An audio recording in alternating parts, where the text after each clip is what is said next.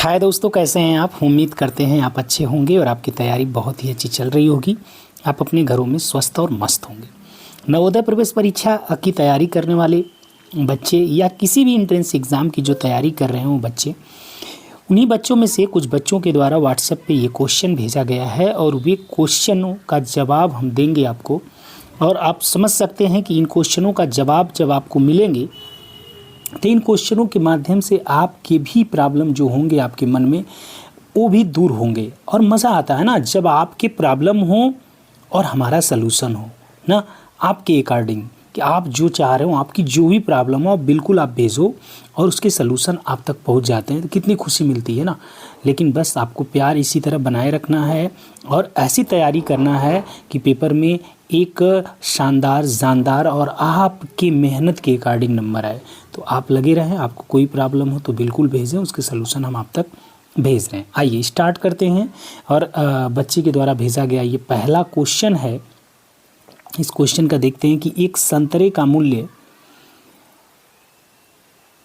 रुपया 5.5, मतलब एक संतरा है उसकी कीमत कितना है 5.5, मतलब 5.50 रुपया। 5.5 तो इतना ही को कहते हैं। तथा 1 किलोग्राम सेव का मूल्य 80, मतलब 1 केजी सेव, 1 केजी सेव का मूल्य बता रहा 80 रुपया। क्लियर है। तो 1.5 दर्जन संतरे, लो पहले पता कर लो कितने संतरे।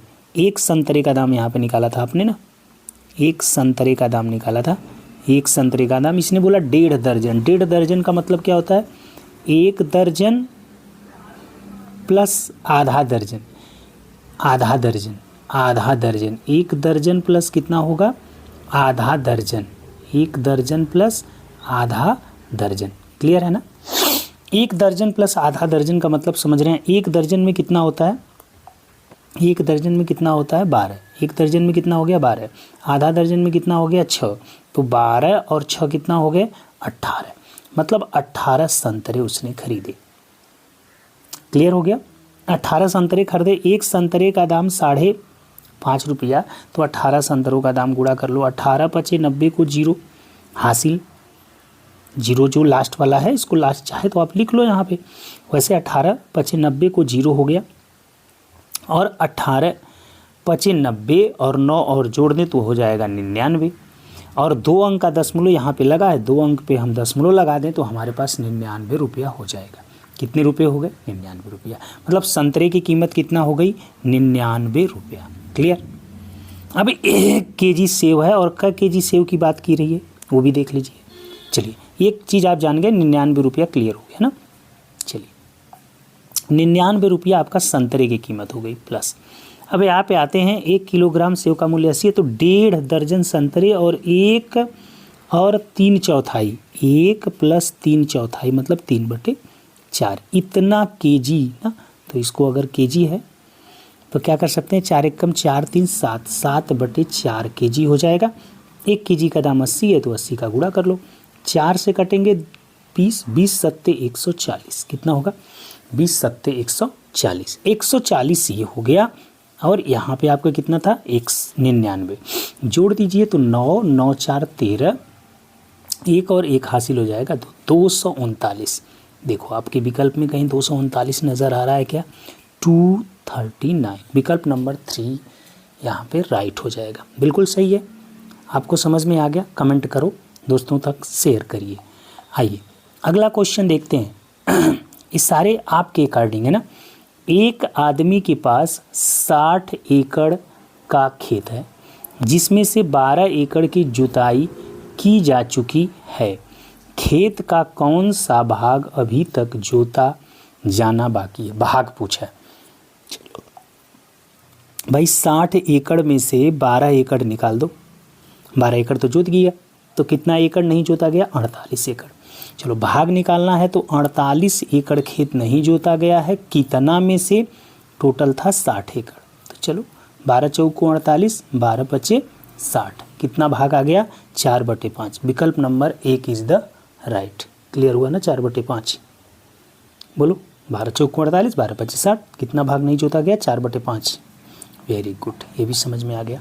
आइए अगला क्वेश्चन देखते हैं इनका। जो 3 नंबर का क्वेश्चन है,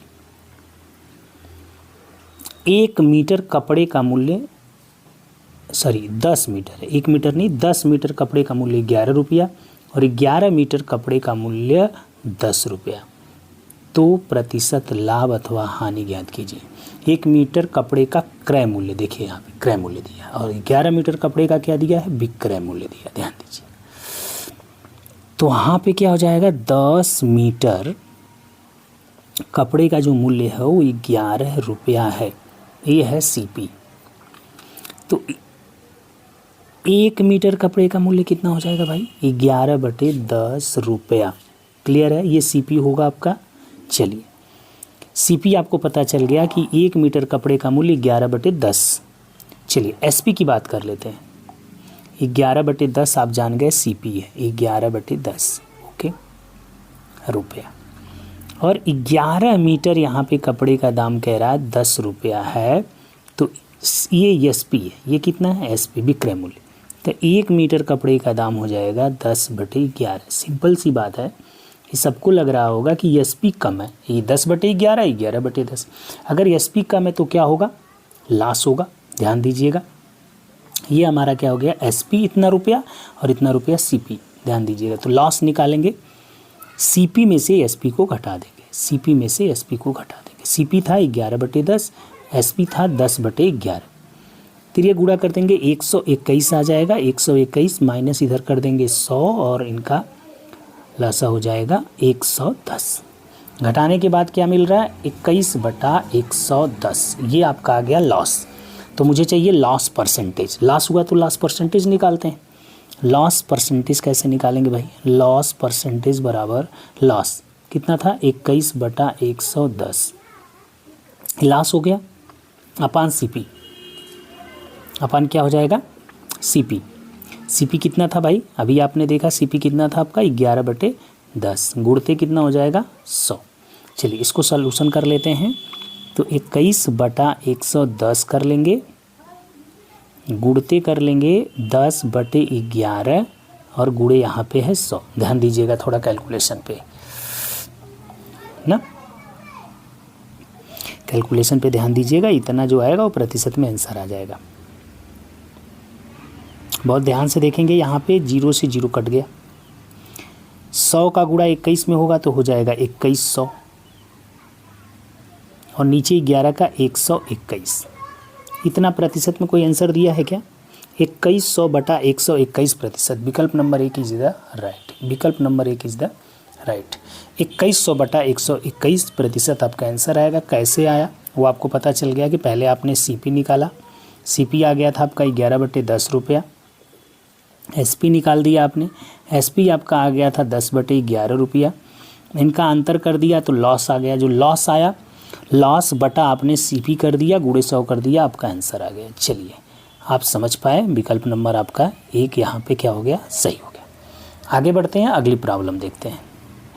चौथी प्रॉब्लम बच्चे की कि दीपा एक डाकघर में पत्र और पार्सल और क्या, पत्र। ध्यान दीजिएगा, पत्र और पार्सल दो चीज़ें डाक से भेजने के लिए जाती है। डाक की दरें इस प्रकार चित्रित है, 20 ग्राम या उससे कम पर कितना, 5 रुपया। 20 ग्राम रहता है या उससे कम रहता है तो 5 रुपया, ठीक। अब प्रत्येक अतिरिक्त 20 ग्राम के लिए 2 रुपया, तो 5 रुपया ऐसे, 2 रुपया ऐसे। चलिए ये हो गया। अब पार्सल के भार की बात कर लेते हैं। ये तो पत्र की भार थी ना, ये तो पत्र का भार हो गया और यहाँ पे किसका है, पार्सल का। पार्सल में कह रहा है 50 ग्राम के लिए कितना या उससे कम रहेगा तो 5 रुपया, और प्रत्येक अतिरिक्त 50 ग्राम के लिए कितना, 3 रुपया। चलिए आगे बढ़ लेते हैं। अब प्रश्न पे आते हैं, ध्यान दीजिएगा। प्रश्न कह रहा है दीपा ने 2 पार्सल, ध्यान दीजिए कितने कितने का, 250 और 300। गौर करिएगा कि पार्सल ये वाला है ना, 50 ग्राम के लिए कितना, 5। अगर इसमें से 50 ग्राम आप निकाल दो तो कितना ग्राम बचेगा, 200 ग्राम। और पहले जो 50 ग्राम है उसके लिए कितना रुपया है, 5 रुपया। ध्यान देना बहुत आराम से, पहले 50 ग्राम के लिए कितना, 5 रुपया, प्लस बाद में हमारा 200 ग्राम है और कह रहा है बाद के अतिरिक्त 50 ग्राम के लिए यहाँ पे लिखा है 3 रुपया। तो कैठो 200 ग्राम में कैठो 50 ग्राम अतिरिक्त हो जाएगा, 4 को 50 से भाग दे दोगे तो 4 आएगा ना, यहाँ पे 50 ग्राम से तो 4 आ गया, तो 4 50 ग्राम है, एक 50 ग्राम का 3 रुपया, तो 4 50 ग्राम का दाम 12, तो 12 5 17, मतलब आपने समझ लिया कि 250 ग्राम पार्सल का दाम हो गया 17 रुपये। चलिए ये बात क्लियर है कि 250 का 17, यहाँ पे चलते हैं और ये 300 ग्राम है, तो इसमें देखेंगे तो 50 ग्राम और प्लस 250 ग्राम, 300 ग्राम होगा, 250 में 50 से भाग दें तभी तो पता चलेगा इसमें कैठो 50 ग्राम आएंगे, तो 5 ठो आ गया, और एक 50 ग्राम का 3, तो 5 3 15, और इसका दाम 5, 15 और 5 हो गया 20 और 17 ही, तो 17 और 20 अगर जोड़ दें तो कितना हो जाएगा 37। चलिए पार्सल के दाम आपने निकाल लिए, पार्सल के दाम हो गए 37 रुपया। चलिए आगे चलते हैं, 2 पत्र हैं 20 ग्राम और 35 ग्राम के, देखने में तो यही लग रहा है कि 20 ग्राम और 35 ग्राम, तो 20 ग्राम पत्र का दाम तो यहाँ पे सीधे सीधे दिया है 5 रुपया, तो यहाँ पे आपका था 20 ग्राम और यहाँ पे है 35, तो 35 को लिख सकते हैं 20 + 15, इस 20 ग्राम के लिए 5 रुपये, इस 20 ग्राम के लिए 5 रुपये, प्लस अतिरिक्त जो होगा उसके लिए अगर 20 ग्राम तक रहता है तो 2, तो 15 ग्राम, चूँकि 20 ग्राम के अंदर ही आएगा तो 2 रुपया इसका, तो 5 2 7 और 5 कितना 12 रुपया यहाँ पे हो गया, और 37 रुपया आपने वहाँ पे निकाला था इनका पार्सल का, तो ये हो जाएगा 49 रुपया। तो विकल्प नंबर दूसरा आपका कितना हो जा रहा है यहाँ पे सही हो जा रहा है। समझ में आया होगा, और इसको ध्यान से देखिएगा दोबारा, अगर नहीं समझ में आया तो आपको समझ में आ जाएगा। इस प्रकार से बच्चे की प्रॉब्लम थी, जो कि 4 प्रॉब्लम थी, अब चारों मैंने सॉल्व कर दिया। अगर आपको अच्छा लग रहा है तो बिल्कुल आप अपनी भी प्रॉब्लम भेजिए और वीडियो को पसंद करिए और लोगों तक पहुँचाइए। अभी के लिए फ़िलहाल इतना ही। वीडियो देखने के लिए धन्यवाद दोस्तों। अगली क्लास में मिलते हैं एक नई प्रॉब्लम के साथ। जय हिंद।